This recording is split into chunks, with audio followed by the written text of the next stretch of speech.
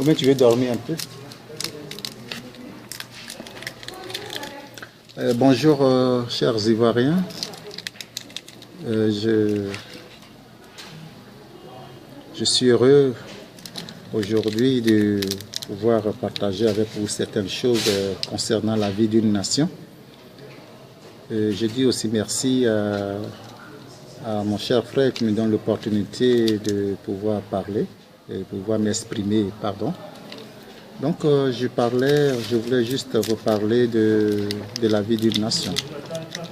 C'est-à-dire que quand on parle d'un pays où déjà il y a le multipartisme, c'est-à-dire qu'il y a plusieurs partis qui sont représentés, il y a déjà deux positions. La première position, c'est le parti au pouvoir, et la deuxième position, c'est le parti d'opposition. Donc il y a le parti au pouvoir et il y a le parti d'opposition. Le parti au pouvoir, il a une responsabilité. La responsabilité du parti au pouvoir, c'est de sécuriser les biens et les hommes aussi, sécuriser le pays, faire émerger le pays.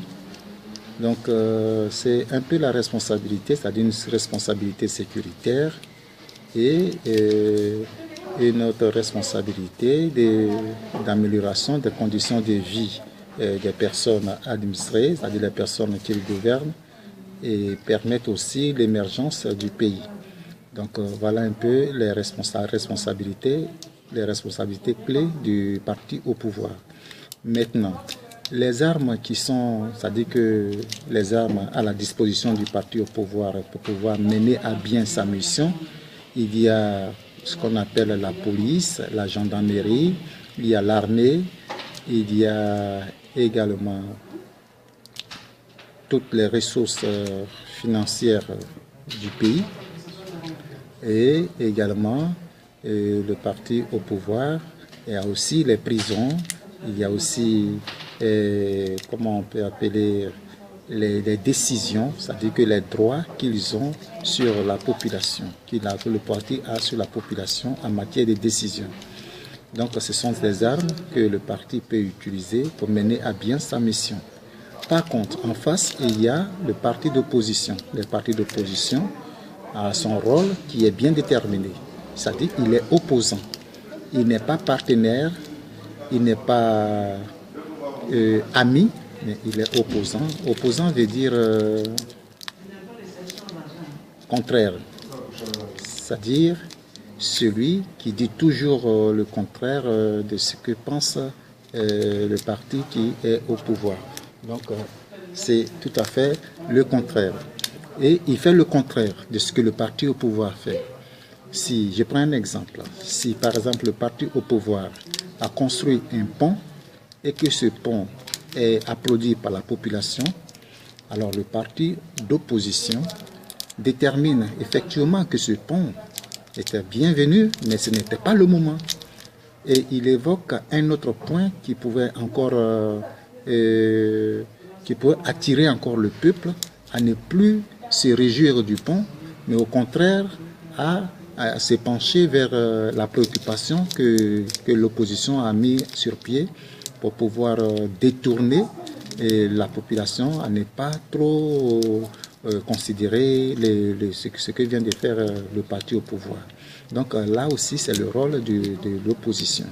L'opposition, il a aussi un rôle important, c'est de prendre le pouvoir.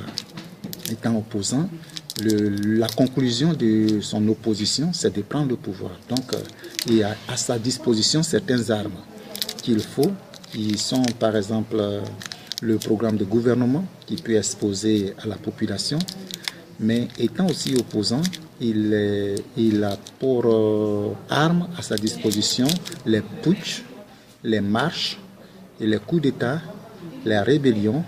Tout cela, ça forme les armes de l'opposant, de l'opposition. L'opposition peut utiliser ces armes pour venir au pouvoir. C'est pourquoi, par contre, en face, le parti au pouvoir, ayant à sa disposition l'armée, la gendarmerie et la police, est donc chargé de mater la rébellion. C'est-à-dire quand il y a une rébellion, le parti au pouvoir directement doit prendre ses responsabilités pour la mater, pour ne pas qu'elle existe.